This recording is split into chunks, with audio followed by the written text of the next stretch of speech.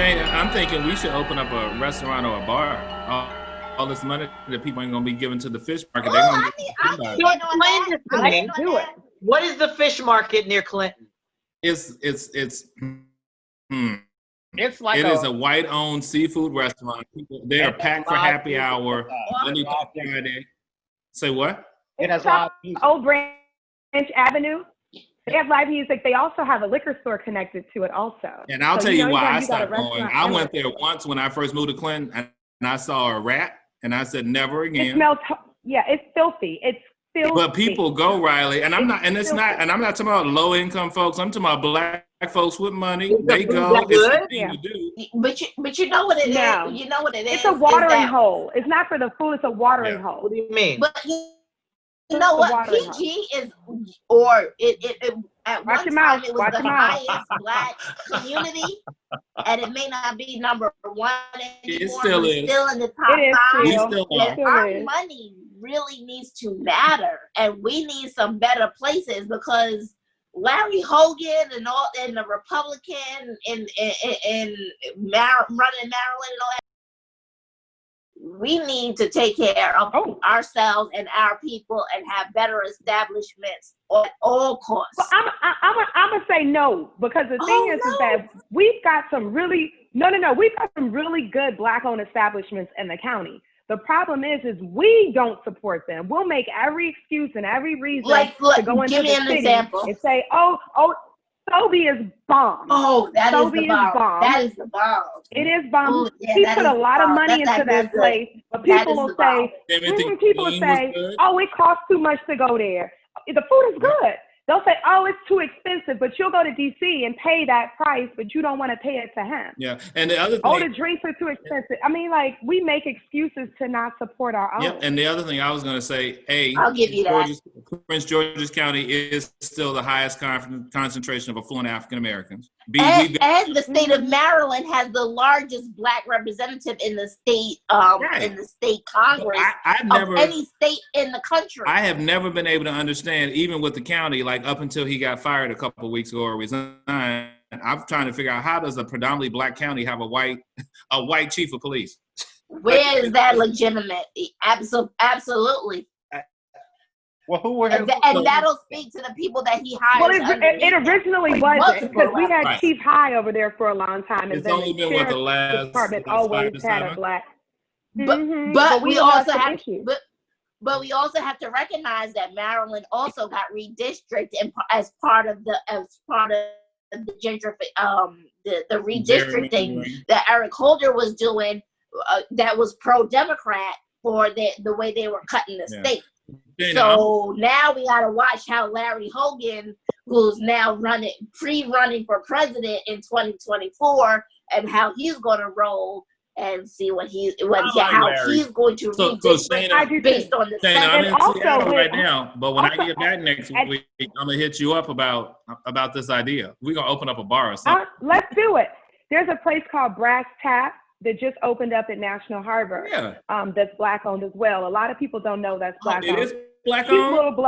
It's a black owned, a cute little couple. What's the name of it? He's military, retired, government, and then she's government as well. What's the name of Brass Tap. Brass Tap. It's like a huge sports bar. They got outdoors, indoor type seating, TVs. Yeah. What does that mean? You said the fish market was a watering hole. What does that mean? It's just a bar. Just where you go to drink. So you're not necessarily going. You don't eat it's there. It's like a bar. People are going. You just have a good time. Lit. And then it's always a lot of women that's looking for guys with money, and then they always got a bunch of sugar daddies in there that's willing to buy drinks. But I saw Riley, you would literally look at it and be like, I'm good, let's drive somewhere else. Love the reaction of the couple that owns the fish market. The wife just totally threw him under the bus and said, oh, well, he has mental issues and he was drinking all day. And that was his excuse for going off. And that must be the default line. He had mental issues, because didn't the husband say that about the wife in California? They don't want to lose their money. They want to give an excuse, but it's too late. That's it, Riley. That's exactly it. You have to make up for the money is gone. Right. But she was trying to get him to sell it to her. He's trying to get him to sell it to her so that she can keep it. They're not But together. he had kind of gotten it from his family. No, they're estranged. They're divorcing. Are people But I not think his eating there right family now? owned it. People aren't eating and drinking there right now? Oh, it's closed. It's nobody people are goes. picketing They it. They got, like, protested. barricades and They everything. picketed. He was asking people. He was begging people to come in for It free. made He was national asking people to news. come and eat and drink for free. No one would go. It's empty. But did you guys That's see this place in Clinton we're talking about? So it's Uh-huh. closed? But did you Yeah, guys closed. see the information on the other place called Vince's? This guy was like, people didn't accept Vince's my Crab- people that weren't accepting Ooh, I got my peep. video as if all you have to do is apologize and people are gonna like forgive you. And this place has like it's like multiple locations. Forgive you. But Tony, but that was Riley's point though, because that has happened time and time again. Oh, they apologized. They didn't really mean it. I've known her since high school. We've been going here for 20 No, years. but he was literally saying, what did he say? Like, I put out an apology video, but I guess it wasn't enough. Now I got to do another one. Like, his whole attitude. That's back in the day. We don't do that. There is That no worked in the room. 90s. That worked That worked 2 weeks no ago. room It ain't for gonna work error now. under this. There's no room for error and racism. That is not a mistake. You can't apologize your way out of that. You cannot. Yeah. It doesn't make any sense. Right. He was saying, like, some of the posts were The so thing old is, that I people didn't even remember that. for- It's like, dude, that's not Yeah, a these people will apologize, try to apologize their way out of it, then try to donate some money and then sponsor some black kid or something stupid like that. Yeah. And the thing is that you should have known better. You should have been above reproach because you're an owner and you have a lot more to lose than just the average Joe who owns nothing. Right. Especially 75% in the of first your customer base being black. So you're an idiot. It's just a normal person making a statement. You should know not to do that. And then as a business owner who has a predominantly black clientele, you're an idiot. This is the dumbest shit That's ever. racist. You don't deserve this business, and you probably do have some mental illness. But guess what? Racism is not a mental illness. It is not. It is not. I agree. Not yet. Well, it's not a mental illness that we care about or that we have sympathy for. And there's no medication for it. At all. Look, you know what the medication is, Shaina and Ernest. I don't know if you saw the video. Tony, we've got to pull it up maybe for next week. It may be too dated by then. But the folks, the video where these folks, I think they're walking out of a Walmart, and the white guy and his girlfriend, no, they're in the driver's license place. And nobody knows what happened prior to. You only see the video when the white couple is walking towards the door, and there's this verbal exchange between these black folks. But the white guy, as his wife is going out, smacks this black lady, like smacks and then punches her. This brother, out of nowhere, beat the shit out of him right into the floor, and then somewhere out of midair, this old man throws a microphone stand of some sort to hit the dude on the floor. It was like, I saw it. Like, what?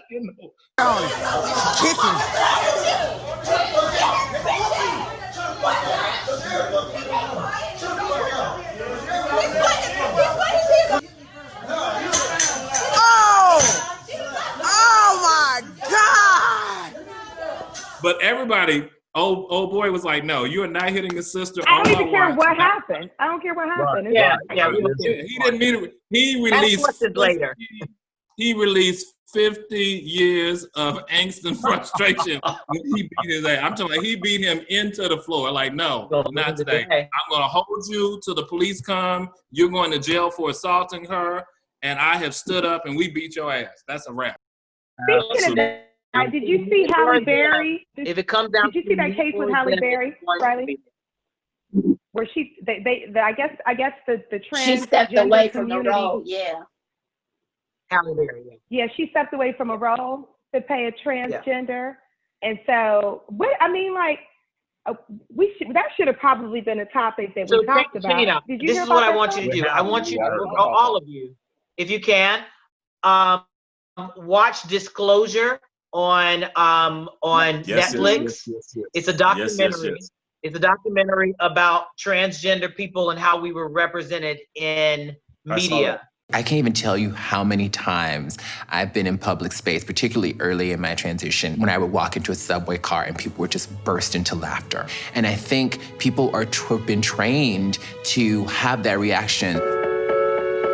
According to a study from GLAAD, 80% of Americans don't actually personally know someone who is transgender. So most of the information that Americans get about who transgender people are, what our lives are and are about, comes from the media. You just have to look for us. Can we all just talk about D.W. Griffith for a minute? Not only is he incredibly racist, but he turned gender non-conforming people into the joke. So it's like you can't have like queer trans people and blackness in the same space at the same time. So what's it say about my queer trans black ass? They've died so many times they can't even count on camera. I've been a prostitute 1, prostitute 2, call girl, hooker, you know? The crying game created a ripple effect. You are a trans person who existed, made people physically ill. Was the way in which my favorite movie as a child ended. There are lots of ugly things about our history, but I think we have to know them. I have been beaten. I have been thrown in jail for gay liberation, and you all treat me this way? Up until through ages, where there were cisgender people playing us, or whether there was a joke, or with the way we were portrayed on talk shows and the whole narrative. And heterosexual people, cisgender people playing us in roles.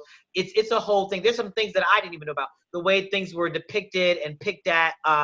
They go into Big Mama's house. They go into Flip Wilson. Flip Wilson and all that he used to do. All of that. Yeah. They go. Probably Martin with Shaina. They go into. I don't know if you guys ever remember the episode of The Jeffersons, where George had an old army buddy who was military buddy who transitioned after the fact. Yeah, they don't show those. Watch Disclosure. It is so good, and they talk about how we've been misrepresented, and they go all the way up until Pose now, and different, and how, like, we were always portrayed as prostitutes, or they have a man play a trans woman, or a woman play a trans woman, whatever. They talk about Nip Tuck, that whole thing. Or Dirty Sexy Money with Candace Kane. Dirty Sexy Money and Nip Tuck were great shows. I mean, no disrespect. I was sorry to see that go off the air. That's very good. But watch Disclosure on Netflix. It's all about. It's not about anything. It's a specific thing. It's not just about like transgender people. It's about transgender people in film, television, media. It's just about that. May I ask a question? May I ask a question? Uh-oh. Why you say people ask that? Why you say uh-oh? Go ahead. Let me come back. I gotta see. Hold on. I promise I'm gonna be good. Come on, Tiff. Go ahead. Let her go. Shut up, Tony. All right, now you made me not want to ask my question. Don't do that. Don't do that. Honestly, this is a safe space. Don't do that to her, guys. What is your question, honey? So is it? No, ask the question. Ask the question. She said it's a safe place. Come on. I don't want to be politically incorrect. Don't worry about that right now. Just ask the question. There's nothing you can ask me that I've never been asked before. There's not a thing on the sun you can ask me that I haven't been asked before. So is it okay? Can Black trans people still be good with Black Lives Matter and it not be negative and not be adversarial? Because for me, I'm just me. So I just want all of us as a Black community to fight for Black rights, and then we can deal with our inter-Black issues in-house. You know what I'm saying? Like, because when I was growing up, my mother used to always say, we deal with our shit at home. Our shit don't come outside the house. That's how I grew up. What we do in our house, stay in our house. Right. And I want to know, can we as a Black people collectively have that same rule? Like, our Black house, stay in our Black house. And then we deal with our Black house issues in our Black house. You know what I mean? Yeah, I get what you're asking. And this question has been posed a lot lately. So I don't know if you recall Were you here a couple weeks ago when we were talking about this? She A few weeks ago. She was. Okay. Okay. So here's the thing.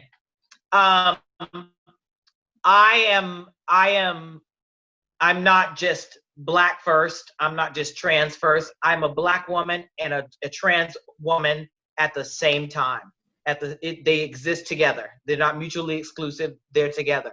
So the thing is, I get what you're saying about like trying to clean up and like we deal with that outside. But the problem is you have things happening to Black men and Black people right now with the Black Lives Matter movement. And at the same time, remember, I shed light on what's also happening to transgender women also. And the thing is like I said, they exist, for me, they exist together. And because I am a transgender woman, there are not you, but there are a certain group of people who decide that because I have to choose my Blackness first, and because I am transgender, I don't belong in the Black Lives Matter movement.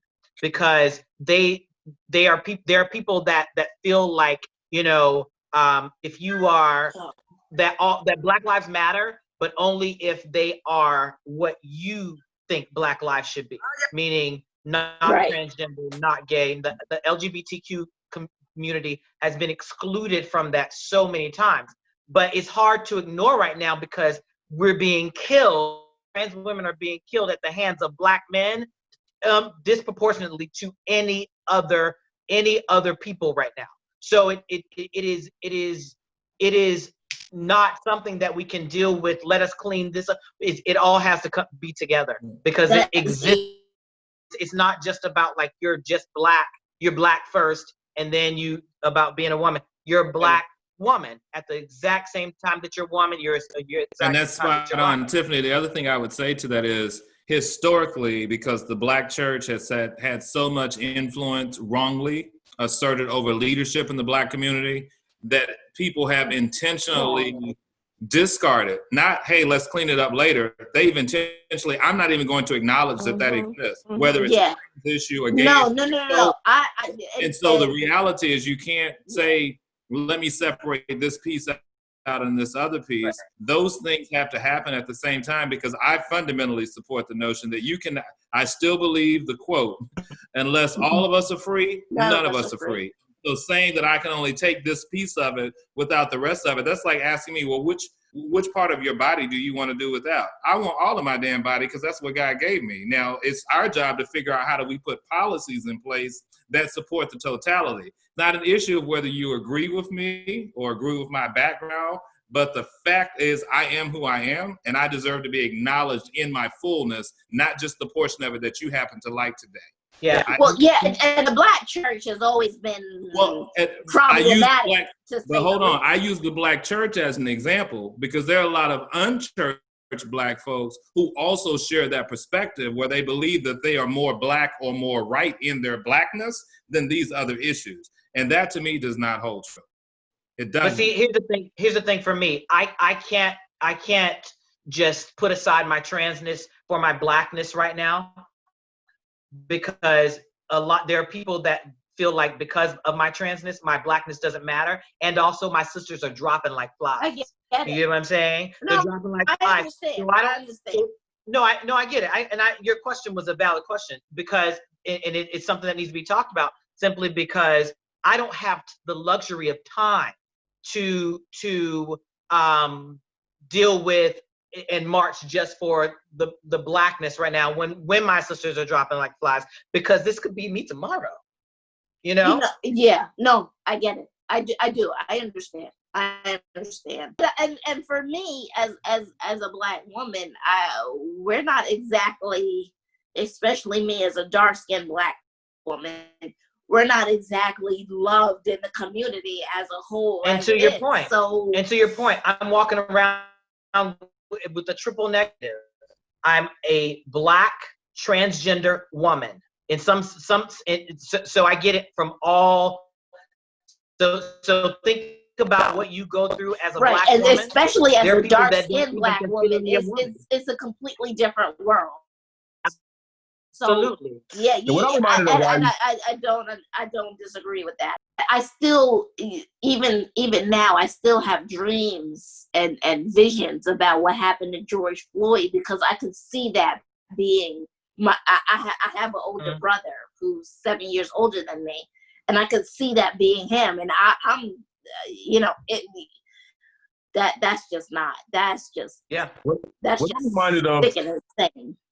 Yeah. What I'm reminded of, Riley, is when we talked about that situation at the DMV, and I want to thank you again for the last time we had that conversation when you reminded me about your sister, the girl who got beat up and all those guys were jumping her because of whatever. It doesn't matter what she did. No one should be beat like that. And once again, we're expecting everybody to jump on this Black Lives Movement, yet we're turning on that. You open my eyes. Now, it's not like I didn't see or didn't believe it, but I didn't pinpoint on that specific point.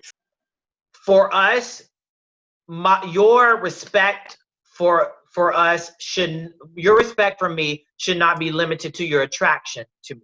Meaning, if you don't find me passable or attractive, and it is a girl that doesn't look like what people think transgender women should look like, or look like me, or that are glammed up or whatever, but they're still just living their truth, and then they get disrespected because they don't pass as much. And I've had people say to me before, like, well, but Riley, you're different because like you look like a woman and you're whatever. No, I'm not different. I'm just like them. We're all one. We're the same. And people get disrespected. So Ernest, to your point, they may jump up and fight for me, but it's not me that I'm fighting for. It's not the girls that even look like me that I'm fighting for. Because if you look at these women that have been being killed, they're not the most passable looking women. Let's just be real. So when people try to say, oh, well, what did she do?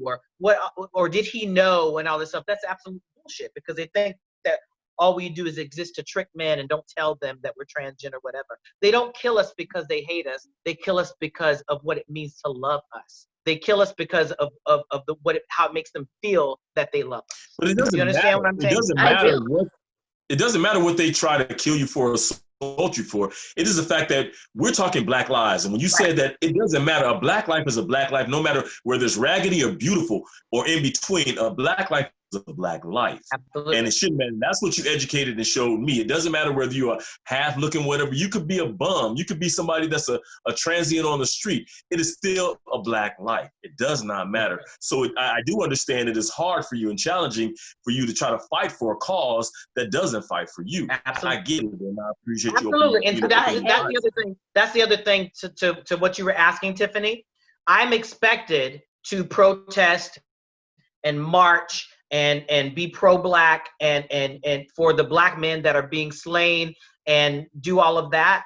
But the question is that I can't get out of my head is, if this had been me, would they be doing the same thing for me? Because I'm a Black. Legitimately, I can ask the same question. Because you are a Black woman, and if you were to be killed right now, no one's going to ask, what did she do? Why did she get killed? What did she do? If I get killed right now and they say a Black transgender woman, if they just say a transgender woman, they'll be like, she was killed by some man that, whatever. Right. They're going to say, well, what was the situation? What did she do? Is she not telling that she was trans? Was she trying to trick him? What was it, a domestic thing? Was it a hate crime? Whatever. That's what they're going to ask. As soon as they hear the words transgender, that's what they're going to ask. Tiffany, because it happens every single time a trans woman is killed. They ask, well, what does she do? Never mind the fact that she's dead. Right. What does she do? And Riley, I would sum it up this way, because what I see from my vantage point is that the Black community at large does the same thing to the Black trans community that white people are doing to the Black Absolutely, community. because here's the truth. I've heard that. I've heard so much.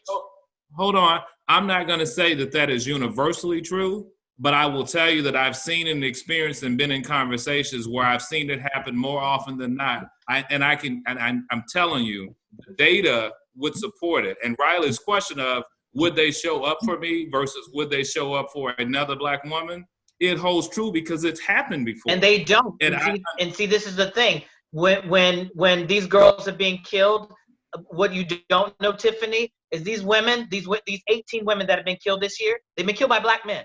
They've not been killed by white men. They're not white men that are killing them. They're not white women that are killing them. It's not police that are killing them.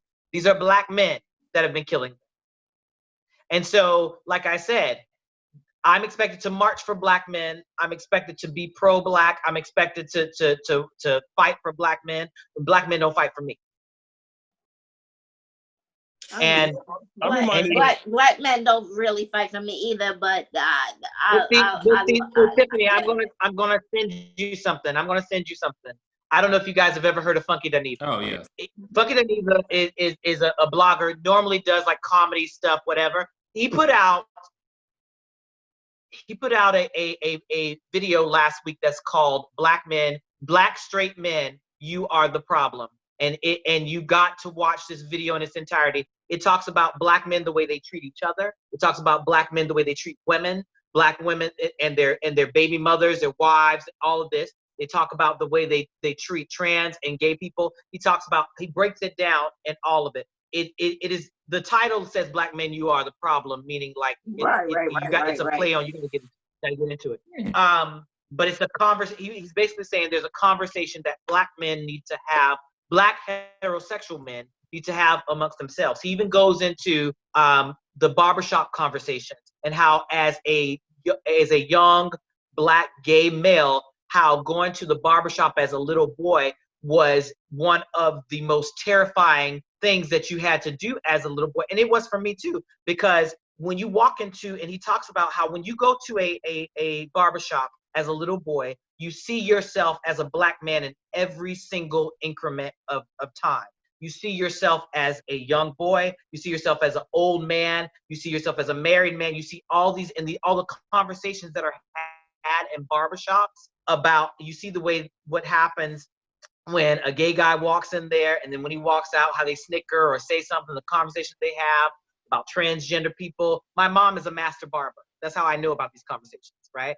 And also I used to go to barbershops, and I would let my hair grow out until it was like, because I was terrified to go, because I would sit still because I didn't want to be spooked. I didn't want anybody to, and I was feminine, I was girly, whatever. But these conversations that black men have, even about not just the LGBTQ community, but also about women, because they don't call each other out when some guy says, oh, my girl is mad at me. He's like, why she mad? Oh, because, she found out about my other lady, whatever. Why is there not some dude that there to say to him, well, man, that's messed up. You can't treat your woman like that. He talks about all this. He breaks down every single part of it. I know that this is going to be the unpopular opinion, and a lot of y'all are not ready to have this conversation. But there are a lot of issues within the black community, and they start and stop with the straight black man. It always baffles me when you see straight black men always on IG talking about gay issues. Dwayne Wade and what he doing with his son. The gay men is the breakdown of the black family.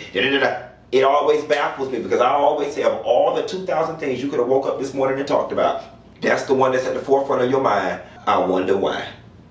The breakdown of the family, single motherhood, having 5 and 6 and 7 baby mamas, and niggas being all right with that. That is a conversation that straight black men have got to have with yourselves. Why are y'all so comfortable having 4 and 5 and 6 different baby mamas and not taking care of the kids that you had with your first baby mama because she tripping? Why is that okay and acceptable? And you might agree with some of it, you might not agree with all of it, but it's basically the conversation that black heterosexual men need to have amongst themselves. Because what happens is they want us to fix, black women can't fix the problem. Transgender women can't fix the problem. Black gay men can't fix the problem. It's black men have to fix that problem amongst themselves, that conversation amongst themselves. It's almost like you do something to somebody and then you expect them to be the person to fix it. We can't be the one to fix it. And that's a separate conversation within the Black Lives Matter, but it all trickles out together, because how can you expect Black lives to matter and people to see that Black lives have value if you don't see the value in it yourself. You know, if you don't see the value within the black men want to be respected, black heterosexual men want to be respected, and they want their lives to matter, but they don't even respect each other when it comes to like the black on black crimes that are happening. And that's the thing that the white community will try to use against us. Well, they killing each other. They don't care about themselves. So why do they, you know what I mean? I hate that argument. You know what? I hate that argument also. But see, the problem is it is not for them to say. It is not for them to say. It's not. But we can say that and be written. No, it's not for white people to say say that. You know, but just like in order for us to value your life, you have to value your life. But the truth is, how are you going to expect someone to value your life and to value how, if you don't see yourself that way or the person that's like you that way? And you gotta watch this video because I can't even explain it the way that he explains it in this video. There are so many things. There are so many things that are going on in the community. At my job, we had this conversation recently, and there's a black guy who comes in and he says, "Man, lives matter, man. We killing each other every day. How can we?" And my thing is, this is true, but the movement that we have right now, you can't afford to say Black Lives Matter. This is bigger, and everything has to be, but you have to understand, it has to happen in baby steps. Now, we as a black community, which I'm telling, we as black men have to get together and work on this situation that's black on blacks killing one another. But this movement, we can't afford to stop this movement that's happening. Everything has to happen in baby steps, and it's not gonna all happen in one instant moment. There are a lot of problems we have as a black community, and we're all pointing them out right now, from us discriminating within one another, against against gays, against transsexuals, against dark-skinned women. We have problems, major problems within ourselves. This Black Lives Movement, the reason why I say we can't afford to put it down is because for the first time, there's legislation, there's legislation that could help kind of fix things. Now, nothing's gonna happen all at one time. We have to be accountable ourselves to fix some of the problems that are within ourselves. We can't expect somebody white or somebody else to come in and fix our own problems within. It is up to us as men, because the reality, like I'm telling my guys at work, most of the people have a woman raise a single mother raising these kids, and you can't father, no disrespect, but you can't father, a woman can't raise a man. You can't teach those values. It's just impossible. So there has to be mentors or some type of person to come in and kind of help direct some of these people as if, in a direction as to where we need to go. We can't expect everybody to fix our problems. We have to fix some of them ourselves. Yeah, and you know what, Ernest, there's a lot of problems that happen within the black community, and it's so sad that years and years, hundreds of years later, that we're still, a lot of it that happens within happened because of slavery. Do you understand? Like the way that the black man was valued back during slavery, what is a trickle down effect to the way that he's valued today, right, even within the black community, because he was ripped from homes and then it trickled down through, the incarceration and all that stuff, and the way they value each other and then pitted against each other, even things as far as the light skin, black, dark skin thing. All that stuff goes back to slavery. And then you got people like 50 Cent saying that, this whole exotic thing and that comment that he made last week about black women. It's a whole thing. It's so much, and it's insane that we as black people still allow something as far back as slavery when we weren't even around then. But it's like I said, it's a trickle down effect. Do you get what I'm saying? Yes, the same way racism has trickled down throughout that same time frame. I use the example when I used to have, you all may not know, but I used to be a K school principal, and I would have moms who would just literally yell at their child, like, "Shut up, stop talking." I'm like, do you understand why you say that? It's not because he gets on your nerves. Historically, a black mother who was a slave would have to tell Tony, "Stop talking, because I don't want your ass to get killed, because if you say too much, Mr. John is liable to lynch your ass or sell you off." But historically, we never corrected that behavior. So we tell people, "You're too loud, you're making too much noise, you're too boisterous." And what we really mean is that same slave talk that we learned 400 years ago as a mode for survival, which at that time it served us good, but at this particular point in time, it actually does us a disservice because we're enabling their ability to have agency. And then we take those same oppressive behaviors, and what do? We try to oppress other folks that we see as inferior in our own respective community. Whether you're gay, whether you're trans, whether you're less educated, whether you have less money, whether you've been incarcerated, we take all of those issues and you're less than. And the reality is, when you say Black Lives Matter, you either mean it or you don't. And Tiffany, I just want to say something to you, sweetheart. I want you to know that when folks are making commentary about, can you adjust the lighting, you're messing with your hair, that has nothing to do with how your skin looks or your tone. It's all about, for the show, we want to make sure that you have such a powerful voice that people see you as well as they hear you, because you're so expressive. But I want to make sure that you hear that, because oftentimes we don't do a course correction enough to say, no, Black is beautiful. And I mean that in every single shade, every single hue. It could be deep purple, darkety, blackety black on the black hand side, whatever tone that is. The reality is we have to carry that in a different way, and you get a different response. So if you've ever mistaken, and I can't speak for everybody, but if you've ever mistaken us in saying that in a way that you thought that was a personal indictment or attack, that's why I said, no, boo, I'm gonna buy you a light and sing you one. Yeah, speak to that. Let me speak to that, Byron. Let me speak to that, Tiffany. Let me say something. I'm a stickler for lighting. I am, and I'm gonna tell you why. If you go back and you look at old magazine covers, you look at old television shows and movies about the way they lit Black people, especially dark-skinned Black people, it's insane. So I always want the way you light a light-skinned Black woman or a white person as compared to a dark-skinned woman is totally different because of the melanin in your skin. It doesn't have anything to do with the fact what looks good and what looks bad. I want people to be able to see you, because for so long, people were, the lighting in movies and television, all that stuff for dark-skinned women look like, because nobody knew how to light them. And I'm going to give you an example of how this happens right now. On the show, The Real Housewives of Potomac, if you watch their confessionals, everyone looks orange in the confessionals, or they look yellow or green, except for one person. That's my friend Monique, and I'm going to tell you why. Because they have white people in there trying to light these people. And her makeup artist, who's also a friend of mine, is like, no, you're not going to just slap an orange light on these women or a yellow light on these women to try to make their skin look less ashy. You're going to light them properly. So for me, I believe in Black women and Black people being lit the correct way so that they can be seen for their beautiful skin the way it is, and not in the dark, so that somebody doesn't look at this show and be like, oh, well, they got the dark skin woman in the dark. No, I'm dead serious. No. And I'm gonna tell you, every movie that you look at back then, if there was a scene where there was a Black woman and a white woman, even with flashes, the way cameras used to be the camera flash always catered to the lighter skin. And so then you take a picture, and one person who's dark skinned, all you can see is their teeth or their eyes. And it's a fucked up thing. So that's why I was so on you about the lighting, because I want people to be able to see your skin. Your skin color is gorgeous, but people need to be able to see it and not. I just didn't, and I didn't want that moment. Dark or actually.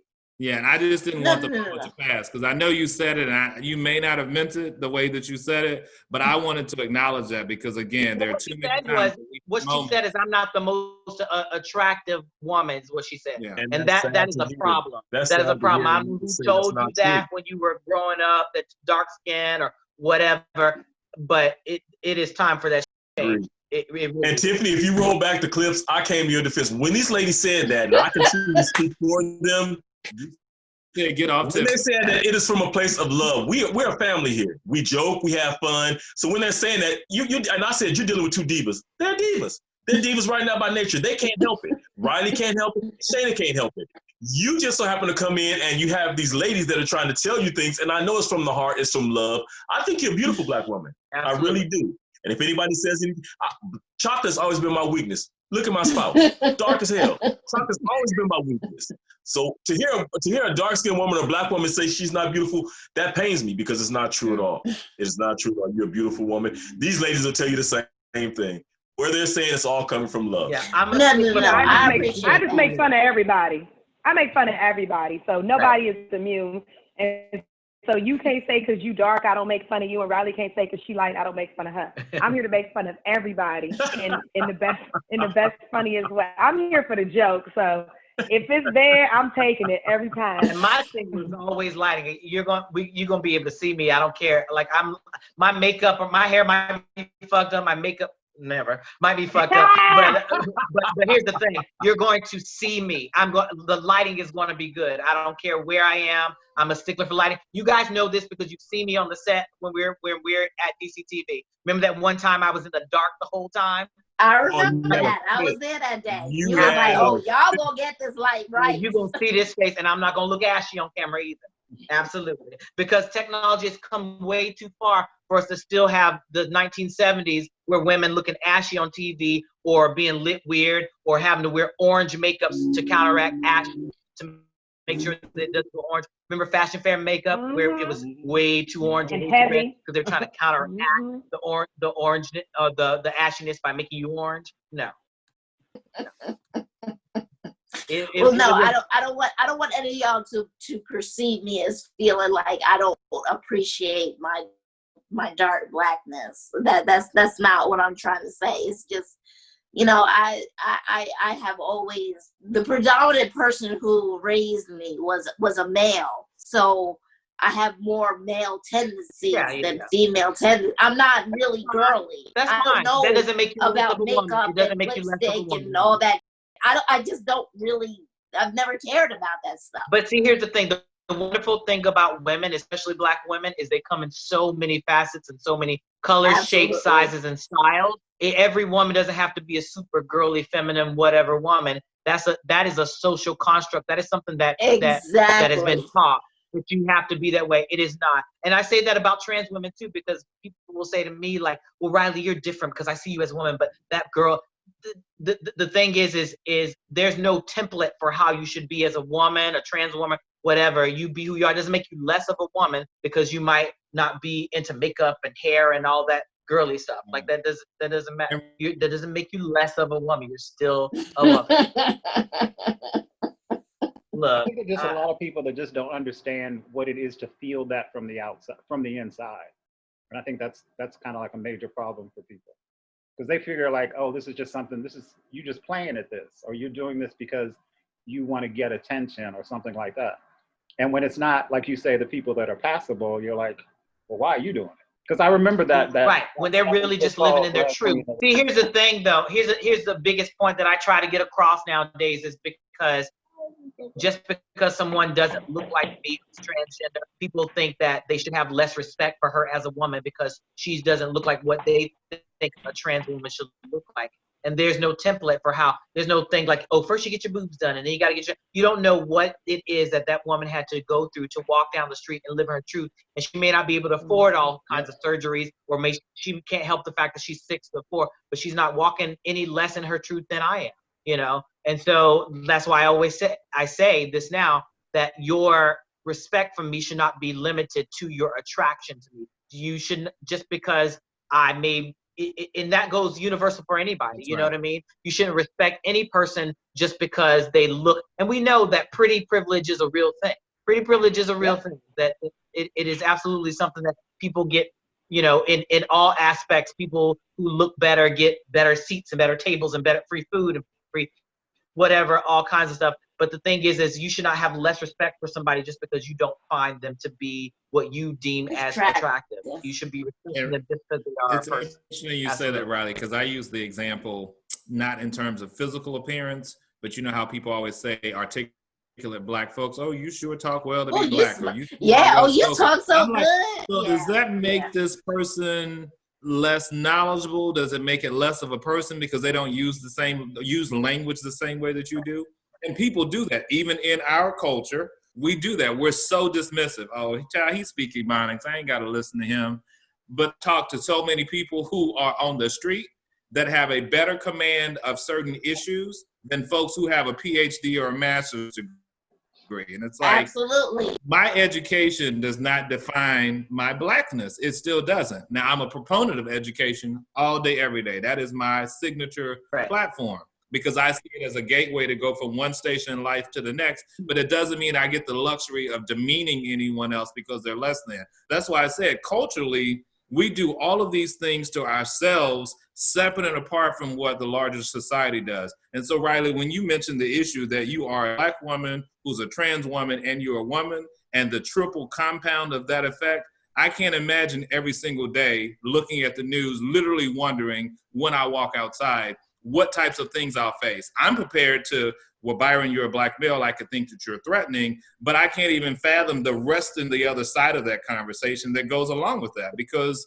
we culturally don't even teach ourselves to acknowledge that. That's why I had to take that pause early. I mean, Tiffany, I know you thought I was messing, but I'm like, no, I believe we have to do a better job collectively of acknowledging and accentuating people's gifts, talents, skill sets, what they bring to the table, and the fact that you showed up in this space, you're a contribution. Whether you said anything else or not, you're occupying space that somebody else does not have, and that in and of itself is a value add. Now, what you choose to do with it, it's a different story. But I want to acknowledge first and foremost that you're in this space, and I see too many Black kids who society has held no space for them to even be acknowledged, that they're not even represented in the broader conversation. I fight with superintendents every single day about this issue. You can't tell me you care about Black kids. I'm looking at your suspension rate. Johnny is not a bad student. Martha does not know how to talk to Johnny because her ass can't teach. That's the problem. Every kid, I can go to any public school in this country and ask every student and every staff member who are the good teachers and the bad teachers. But none of the bad teachers don't get fired. A kindergartner can tell you who can teach in a school, but we still try to protect it. So when you look at these different segments and all of the facets of being Black in America, it requires us to take that in totality and realize we can't do one piece of it at the exclusion of another. And it's not a competition. We are Black, period.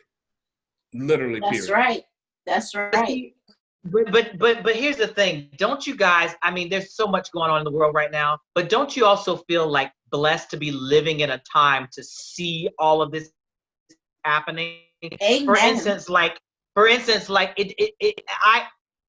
I can't even understand. I didn't even think about this and how in the world, and especially like even for you, Tiffany, who is a darker skinned Black woman, or just you have darker skin. Band-Aid just came out with colors. And how long has Band-Aid not had colors? You're an old ass, like, how do people not see this? You live in a time right now that you can be able to say, I remember when Band-Aid didn't have the color, and this movement caused them to make shades. Like, it cost them probably nothing to put a little bit darker dye in that Band-Aid to make that. That's absolutely crazy. We can make shapewear, but something as small as a damn Band-Aid to match somebody's skin, and they've been around for I don't know how long. Like, how long has Band-Aid been around? 100 years? Like, maybe not that long, but crazy. You know, it's some things that are as simple as that. You know, that are causing people to change and realize, like we were talking about the Black dollar earlier, to realize that you're going to get left behind if you are not. You're going to be on the wrong side of history if you don't make changes within your company. You know, or if you don't make changes in all aspects. There's little things that are happening every single day that we hear about. But I just thought about this because I saw that in the media about Band-Aid, and I'm like, that's ridiculous that they. All of a sudden, we've been screaming that no Band-Aids that match Black people, and now all of a sudden. How many shades of makeup can somebody go buy? Like, literally, Shaina, you all know? Rihanna has 42. Right. And it has taken until 2020 to come up with 5 shades of Band-Aid, but we've had multiple shades of makeup all the way back to blackface for literally centuries. And we're just now at a stage of acknowledging, okay, your skin tone is different. Let me give you a Band-Aid to match that. So I can get Captain America, the Hulk, or Betty Boop as a Band-Aid before I can get something that matches my damn skin tone. Like, so, you know what's always interesting is you kind of how TT had talked about that $1.3 trillion, right? Our spending power. If you remember back in the day, the movie Hoodlums, when they referenced back to what was going on in Harlem. Remember, Dutch Schultz came in there and was like, nobody gave a fuck about the nigga pennies. Nobody cared about the nigga pennies till I came down to Harlem, and I realized, because he realized there was an opportunity to really make money, that Black people were spending money and the buying power was important, and he was willing to invest, leave the big regular mass market to go and focus on making money in Harlem. And once he did it, then everybody wanted to jump in. So it's just like Riley was saying. Nobody really cared about giving Black women our own makeup and our different shades and all that. But honey, the minute Rihanna came out with Fenty and just started taking over that market, then all of a sudden Maybelline got more colors, L'Oreal got more. Ooh, look, I got 47 colors. It was like they didn't have it before. They didn't really value the Black dollar, but the minute somebody else starts to make money off of it, now all of a sudden they scared. Rihanna came out with the lingerie line now for full figure women. Oh, the Victoria's Secret people are scared.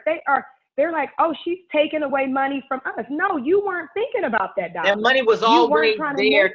There was so much money to be left on the table. And to that point, you know, I used to be a makeup artist and I used to work behind the counter at Macy's. And it's so funny to me that, you know, back in the day, there were women who wanted to shop at certain counters but could not shop. And I'm going to call out that one counter, Chanel. People who had the money to buy Chanel, but Chanel didn't even have a color for me. So imagine somebody who had the money and wanted a Chanel foundation, and they only had a foundation that went up to, that was just for white. So what you're basically telling me is, I don't want your money. Yeah. And I have the money to spend here, but somebody like Shaina or Tiffany can't even go and buy a foundation, and even the darkest shade was problematic because even it had too much red or something in it that didn't make any sense. Yeah, it was crazy. But it's so crazy to me that was, by the way, only 20 years ago. Yeah, not that long ago. I remember that. Not that long ago. Right. Because I remember growing up with my mother with Fashion Fair. And we just talked about how orange and yellow and the pigments were in Fashion Fair. And it wasn't a quality product. Go right over to Fashion Fair. They say go right over to Fashion Fair or to Prescriptives, which is where I work because we custom made makeup right there. So I can make that was my shit too. That was where I got my first claim now. See, here's the thing. We were right across the bay from Chanel, who their foundation was about $20 more than our foundation, but they didn't even have a color. But because of the name Chanel and people wanted to buy Chanel, there was nothing over there for them, which was absolutely absurd. It's crazy. How dare you have a company and tell people blatantly, I don't want your money. I don't want your business. Let me tell you something. But if you don't want my money, that means that my money isn't. That means that I'm not of value to you because you can't even see the value in my dollar. That's right. What they also thought is Black people are not going to buy Chanel. That's what they thought back then. Right. But that was before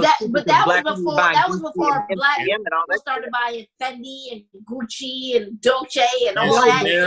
Here's the thing, Tiffany. Black people have been buying Gucci and all the MCM, time.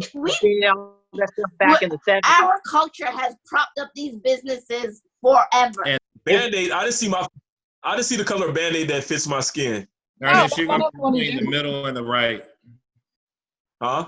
You're gonna be like between the third and the fourth. Yeah, in between, but it's not my color. It doesn't match me.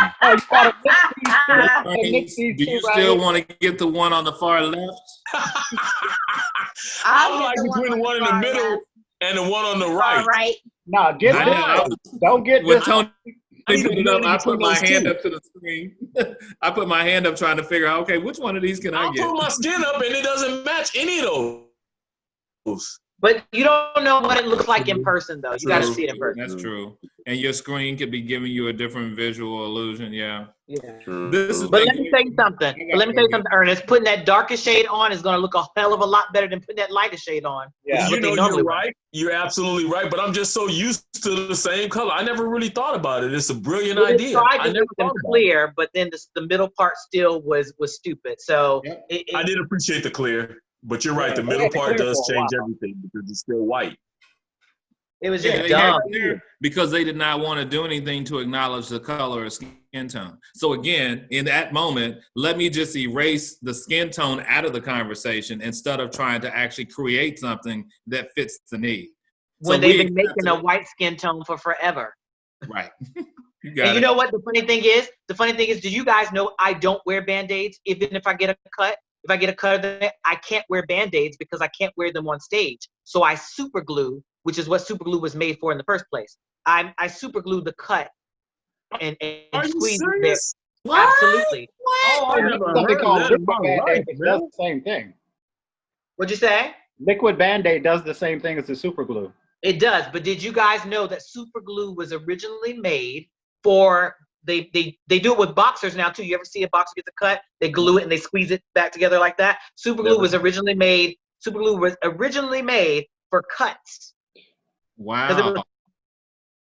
The first advertisement I've ever heard about super glue was a man on top of a building, and he had a hard hat on, and he was hanging and kicking because that's how strong super glue was. Riley don't remember that, but that's my first introduction to. And here's the thing. Here's the thing, though. A lot of people don't know this, but super glue was. That's how do you think liquid Band-Aid came about? Because super glue was originally made for cuts and bruises and.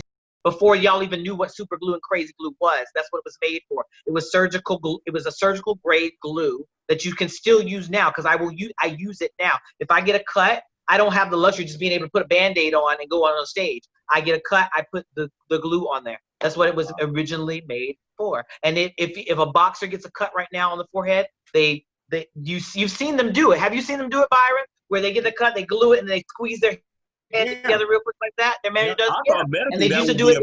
I thought medically that might be a challenge or a problem. I had no idea. But you're not going to get any bacteria, or it's not going to cause anything to get underneath. I mean, literally, it cannot do anything to the skin underneath other than help it fuse for the time being. Wow, I learned something today. It's been great, y'all. I'll see you next week. But Tony, by the way, this was a whole nother show right here that you could put up. You just take this whole time to do that. What? Were you thinking I wasn't going to do that the whole time we've been recording? This would be a sub show. I know. This would be a sub show. It was good stuff, though. I mean, it's really good stuff. And Riley, I really appreciate your perspective because I think it helps illuminate for people things that folks either don't talk about, or they don't feel that they're in a safe space, or they don't even have somebody that they can ask the question to help them think through. Because I believe for a lot of people, they're just still I'm trying to process. What does it really mean to be trans? What do I end up telling my family? How does this work? And their own bias gets in the way instead of just saying, you know what? There are things that I just don't know, but I do have the ability to understand, but I've got to seek the information and want to get it. I mean, we have to do that. Well, you know what we got to say before we get off? As always, we thank you for watching and ask that you join us again when next we speak. Take care. See you guys next week. Thank you. Bye. Later. Bye, Shaina. Bye, Shaina, wherever you are. Bye, Tiff. Bye, Riley.